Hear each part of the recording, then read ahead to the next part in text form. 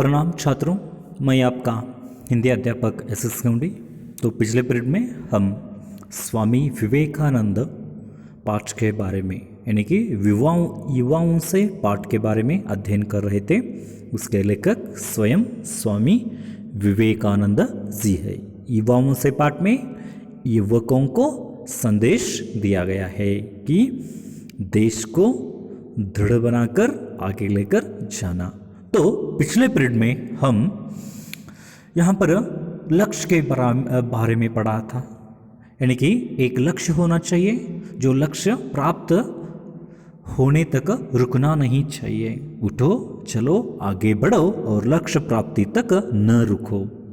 उसके बाद निर्भयता के बारे में पढ़ाई कर चुके थे, यानी कि मानव को अभी यानी कि निर्भय के साथ निर्भयता के साथ जिंदगी जीना है और निर्भयता ही मानव को आगे लेकर चले जाएगी। यानी कि धार्मिक शिक्षा जो है निर्भीकता के तौर पर देनी चाहिए। जो शिक्षा देते हैं बच्चों को वह निर्भीकता के बारे में पढ़ाई जैसा पर उन्हें शिक्षा देनी चाहिए, नहीं तो वह क्या हो जाता है, व्यक्ति कायर बन जाता है।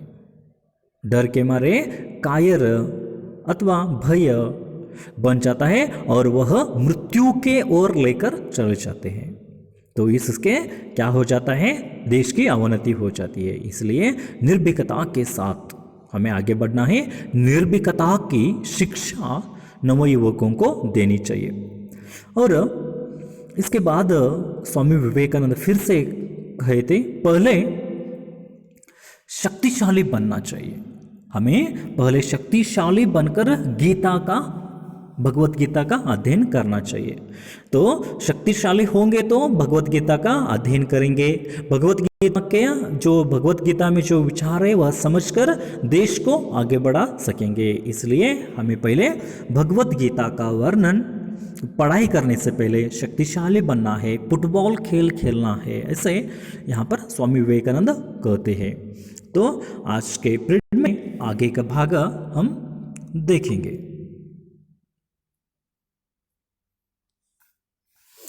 हम देख सकते हैं कि एक तथा दूसरे मनुष्य के बीच अंतर होने का कारण उसका अपना आप में विश्वास होना और न होना है।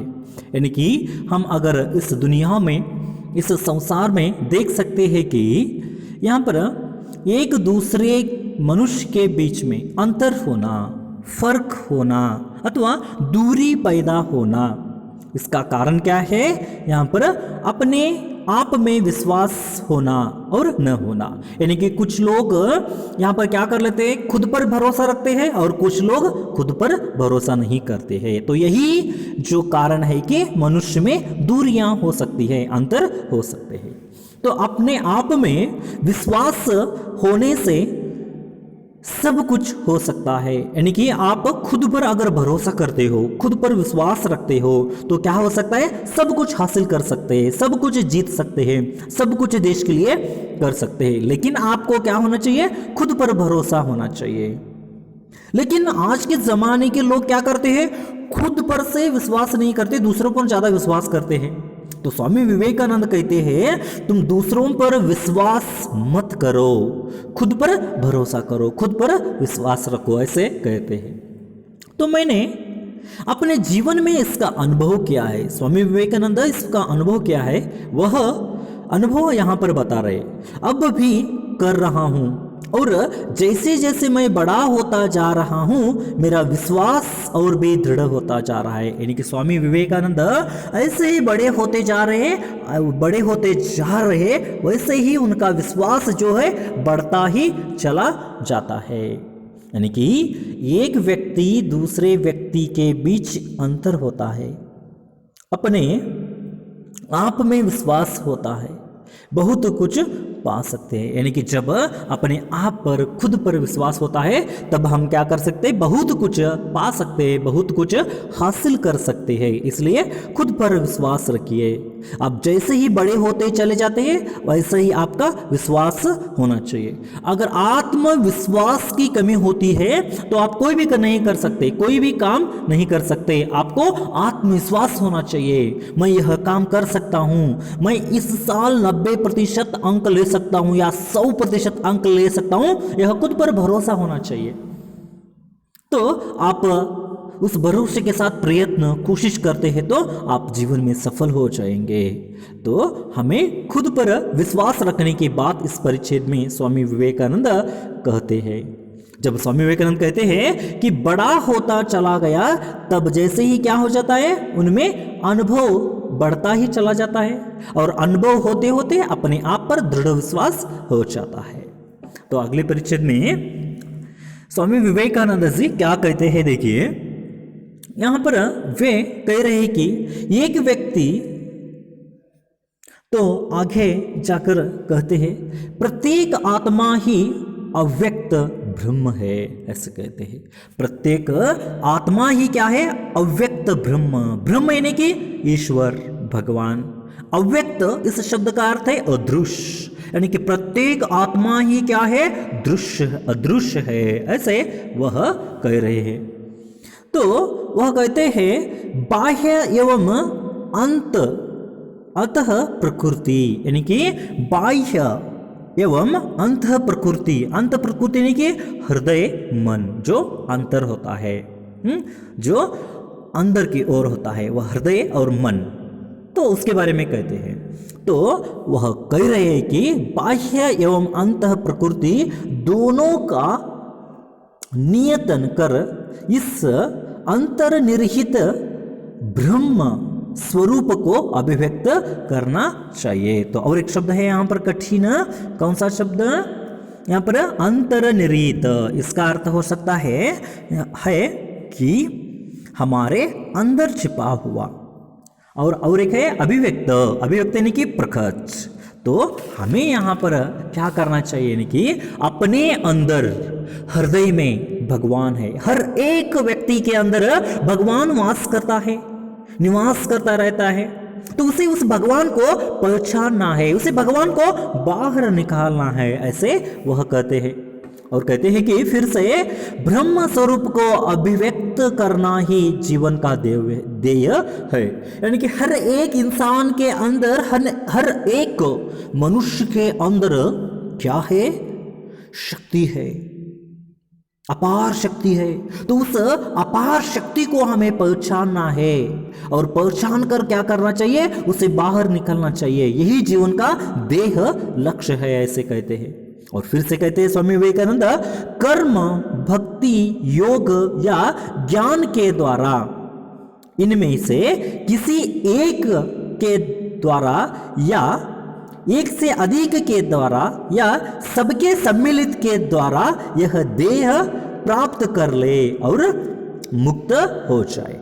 यानी कि हमारे अंदर जो अंतर शक्ति है, बहुत सारी शक्तियां हैं, तो उन शक्तियों को जागृत करना है। और वह फिर से कहते हैं कि कर्म, भक्ति, योग या ज्ञान के द्वारा, इन 4 चीजों उन्हें बताया है। कर्म यानी कि काम, भक्ति यानी कि भगवान पर भक्ति करना, योग यानी कि योग्य रूप से काम करना, और ज्ञान यानी कि 4 जो चीजें हैं, इनके बारे में स्वामी विवेकानंद कहते हैं इसमें से एक ही लीजिए, अथवा एक से अधिक लीजिए, अथवा सब मिलाकर लीजिए।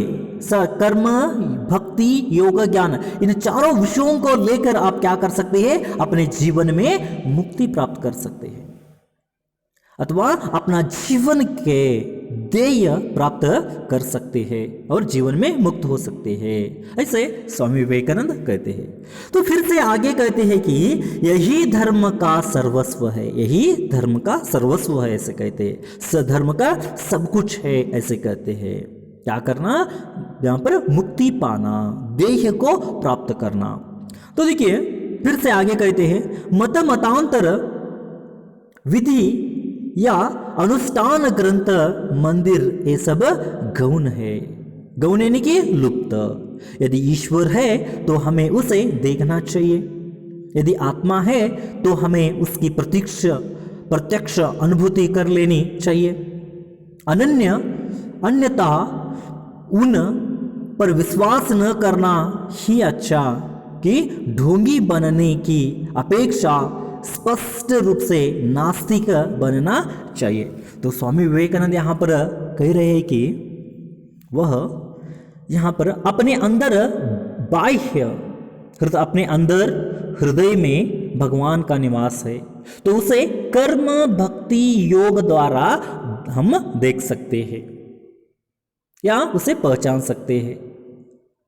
तो एक से अधिक मिलकर हम क्या कर सकते हैं, भगवान को प्राप्त कर सकते हैं, एक या अधिक से, यानी कि देखिए यहाँ पर कर्म हो, भक्ति हो या योग हो, इनमें से एक से या एक से अधिक लेकर हम क्या कर सकते हैं, भगवान की प्राप्ति कर सकते हैं, ऐसे यहाँ पर कहते हैं। और फिर से कहते हैं, और एक विचार के बारे में स्वामी विवेकानंद कहते हैं कि निर्भर होना चाहिए, हमें क्या करना चाहिए, खुद पर निर्भर होना चाहिए, ढोंगी या कपटी कभी भी नहीं बनना चाहिए, ऐसे कहते हैं। तो देखिए फिर से कहते हैं, वह या सबके सम्मिलन के द्वारा देह प्राप्त कर लेना चाहिए, योग भक्ति धर्म से ज्ञान से, यहाँ पर योग, यहाँ पर देय गुणी प्राप्त कर लेना चाहिए, यही मानव का धर्म है। तो मतांतर विधि या अनुष्ठान ग्रंथ मंदिर ये सब गौण है, यानी कि इसके द्वारा आप कुछ नहीं कर सकते। मतांतर यानी कि यहाँ पर क्या हो सकता है, एक धर्म से दूसरे धर्म की ओर जाना। और उसी के साथ साथ फिर से कहते विधि यानी कि एक ऐसे ही जीना। तो उसी के साथ साथ फिर से अनुष्ठान यानी कि आचरण में लाया हुआ, गौण यानी कि अप्रचलित है, तो अनन्य यानी कि इसके अलावा, ढोंगी यानी कि कपटी। तो हम जीवन में मतांतर विधि या अनुष्ठान ग्रंथ के ये सभी जीवन में गौण है, इसके द्वारा हम ईश्वर को पा नहीं सकते हैं। यदि ईश्वर है तो हमें उसे देखना चाहिए, अगर ईश्वर है, भगवान है, तो हमें दिखाई देना चाहिए, हमें देखना चाहिए। यदि आत्मा है तो उनकी प्रत्यक्ष अनुभूति कर लेनी चाहिए, अगर आत्मा है तो हमें आत्मा अनुभव होना चाहिए।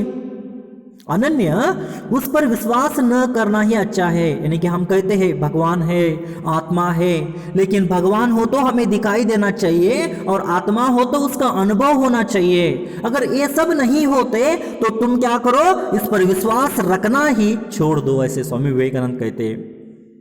ढोंगी बनने के अपेक्षा स्पष्ट रूप से नास्तिक बनना अच्छा है, यानी कि ढोंगी नहीं मत बनो, कपटी मत बनो, ऐसे भगवान है, मैं भगवान की सेवा करूंगा, मुझे भगवान पूजा, जैसे पर भगवान की पूजा करने के बाद मुझे मोक्ष प्राप्त होगा, आत्मा है, आत्मा बहुत ही अच्छी होती है, ऐसे आप विचार करते हो, आप सोचते हो, लेकिन भगवान हो तो आपको दिखाई देना चाहिए और देखना चाहिए, और उसी के साथ साथ आत्मा हो तो अनुभव होना चाहिए।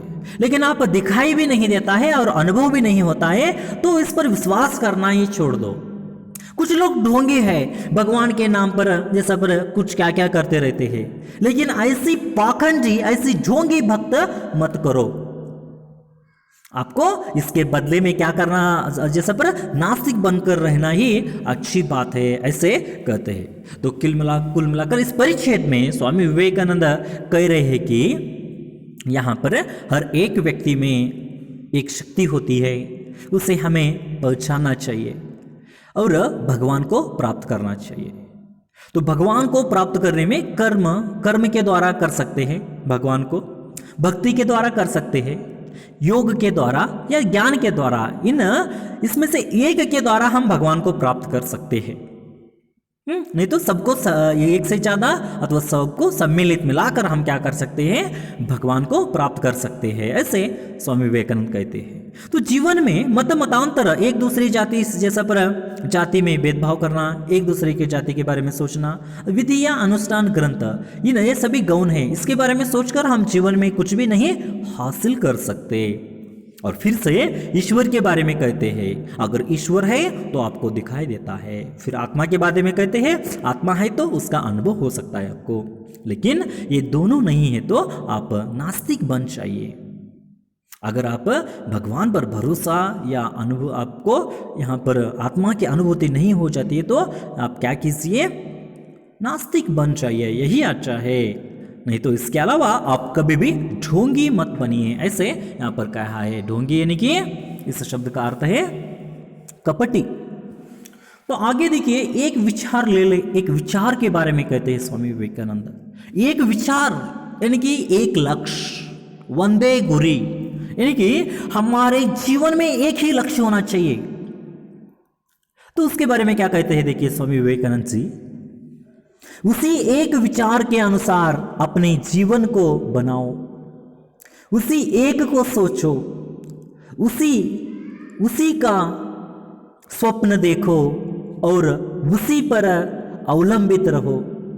अपने मस्तिष्क, मांसपेशियों, स्नायुओं और शरीर के प्रत्येक भाग को उसी विचार से ओतप्रोत होने दो और दूसरे सब विचारों को अपने से दूर रखो। यही सफलता का रास्ता है और यही वह मार्ग है जिसने महान धार्मिक पुरुषों का निर्माण किया है। तो स्वामी विवेकानंद इस परिचय में कहते हैं, मानव के सामने एक ही लक्ष्य होना चाहिए, एक ही विचार होना चाहिए और उसी के अनुसार हम क्या करना चाहिए, हमारा जीवन बनाना चाहिए, हमारा जीवन निर्माण करना चाहिए। तो छात्र, आप भी पढ़ रहे, आपके सामने भी एक लक्ष्य होगा जीवन में, क्या बनना है, कुछ डॉक्टर बनना है, कुछ लोगों के लिए एक अच्छा स्पोर्ट्समैन बनना है, कुछ लोगों के लिए इंजीनियर बनना है, कुछ लोगों के लिए यहाँ पर समाज सेवा करना है। तो आपके सामने एक ही लक्ष्य रखना चाहिए और उसी लक्ष्य के बारे में हमेशा के लिए क्या करना चाहिए, सोचना चाहिए। उसी स्वप्न का, उसका ही स्वप्न देखना चाहिए। अगर आपको ख्याल आते हैं, स्वप्न आता है, तो उसके बारे में देखना चाहिए, एक लक्ष्य के बारे में उसी पर अवलंबित रहना चाहिए। मैं उसी पर अवलंबित रहकर जैसा पर सफलता पा लूंगा, ऐसा अवलंबित होना चाहिए। अपने मस्तिष्क यानी कि मेदड़ू, तो वह क्या कहते हैं, देखिए अपने मस्तिष्क और उसी के साथ मांसपेशियां और स्नायुओं और शरीर के प्रत्येक भाग में, यानी कि हर शरीर के प्रत्येक भाग में उसी विचार को क्या करना चाहिए, ओतप्रोत यानी कि मिलाना चाहिए। वही विचार होना चाहिए हमारे दिल में, हमारे दिमाग में, हमारे मन में, वही एक विचार होना चाहिए। उसी एक लक्ष्य के बारे में हमें हमेशा के लिए सोचना चाहिए। जब लक्ष्य प्राप्ति ना हो तब एक ही विचार करना चाहिए, तब आप जीवन में सफल हो सकते हैं, ऐसे कहते हैं। और दूसरे सब विचारों को अपने से दूर रखो, यानी कि दूसरे विचार न रखो, ऐसे कर रहे। यही सफलता का रास्ता है, यही जीवन में सफलता, सक्सेस का रास्ता है, यशस्वी का रास्ता है। तो यही मार्ग है जिसने महान धार्मिक पुरुषों का निर्माण किया है। तो आजकल जो महान पुरुष हो गए हैं जीवन में, हम महान पुरुष कह सकते हैं, जैसे स्वामी विवेकानंद ही हो, डॉक्टर BR अम्बेडकर ही हो, अथवा बहुत सारे लोग हैं। तो ऐसे महान लोग हो चुके हैं, तो उन्होंने भी ऐसा ही किया था। तो एक ही लक्ष्य रखना चाहिए। जो छात्रों, मैं आपको बताता हूं, आप भी जीवन में एक ही लक्ष्य रखिए।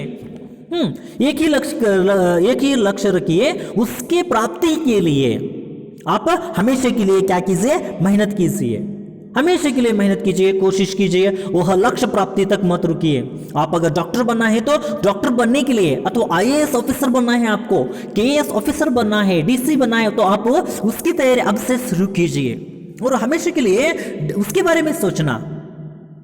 और DC अथवा IAS नामक एक चीज है, वह दिल में रहनी चाहिए, वह दिमाग में भी रहनी चाहिए। यह स्वामी विवेकानंद कह रहे हैं। लेकिन समाज में ऐसे कुछ लोग हैं, लक्ष्य बदलते रहते हैं। आज कहते हैं मैं डॉक्टर बनूंगा, कल कहते हैं IAS बनूंगा, फिर कहते हैं अध्यापक बनूंगा। तो ऐसा चंचल मन होने से कोई भी हम प्राप्ति नहीं कर सकते, कहीं पर भी सफलता नहीं हो सकते।